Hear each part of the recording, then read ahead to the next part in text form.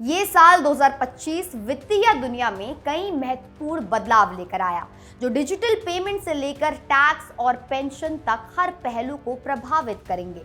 सबसे बड़ी राहत डिजिटल पेमेंट करने वालों के लिए है।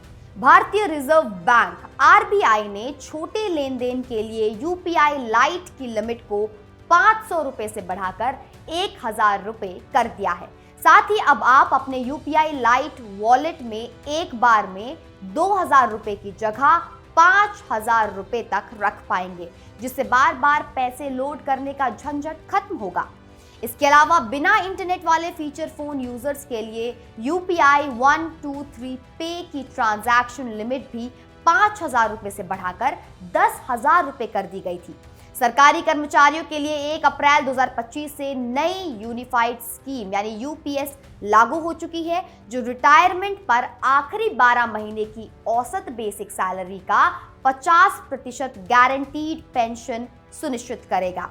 जो कर्मचारी अभी एनपीएस में हैं, उन्हें यूपीएस में स्विच करने का विकल्प भी दिया गया है।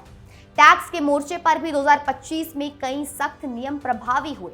शेयर बाजार में निवेशकों के लिए लॉन्ग टर्म कैपिटल गेन्स यानी एलटीसीजी टैक्स अब 12.5% और शॉर्ट टर्म कैपिटल गेन्स यानी एसटीसीजी टैक्स 20% हो चुका है, जिसका असर अगले आईटीआर फाइलिंग में जरूर दिखेगा।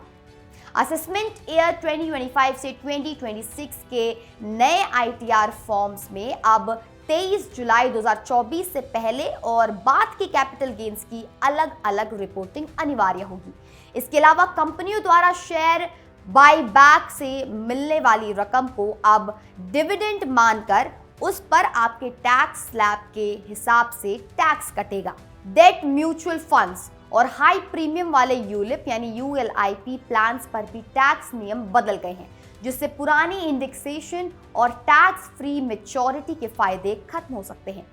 अंत में पैन आधार लिंकिंग न होने पर पैन कार्ड के निष्क्रिय होने और बैंकिंग लेन देन रुकने का जोखिम 2025 में और भी गंभीर हो चुका है। इसलिए अपनी वित्तीय प्लानिंग को इन नए नियमों के हिसाब से अभी से अपडेट कर लें।